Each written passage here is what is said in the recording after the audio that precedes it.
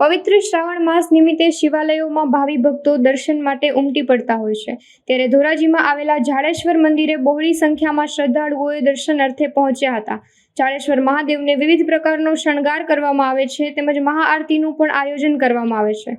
શ્રદ્ધાળુઓએ અહીં મહાદેવને અભિષેક કરીને ધન્યતા અનુભવી હતી।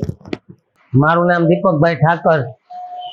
આ શ્રાવણ માસમાં ધોરાજીની અંદર શ્રી જાડેશ્વર મહાદેવ મંદિરની અંદર કાયમી માટે રુદ્ર અભિષેક અને રઘુરુદ્ર કરવામાં આવે છે અને ભક્તોને મોડ આવવા માટે દર સોમવારે અલગ અલગ જાતના શણગાર કરવામાં આવે છે અને 5મા સોમવારે સત્યનારાયણ ભગવાનની રાત્રે 9 કલાકે કથાનું આયોજન પણ રાખવામાં આવેલું છે। જય જાડેશ્વર। દર સોમવારે અલગ અલગ પ્રકારના શણગાર કરવામાં આવે છે। આ મંદિરની વિશેષતા એવી છે કે અહીંયા વેગર વૈષ્ણવ ફળિયા તરીકે ઓળખાતું હતું, એમાં ઘેલા નામના વેગર બાપા અને ભોળાનાથ ભાદાચાર્યના કુવામાંથી સપને થયા અને ભગવાનને અહીંથી લઈ આવ્યા લિંગને અને એની પ્રતિષ્ઠા કરવામાં આવી છે। શ્રાવણ માસની વહેલી સવારથી બીલીપત્રથી શણગાર કરવામાં આવે છે।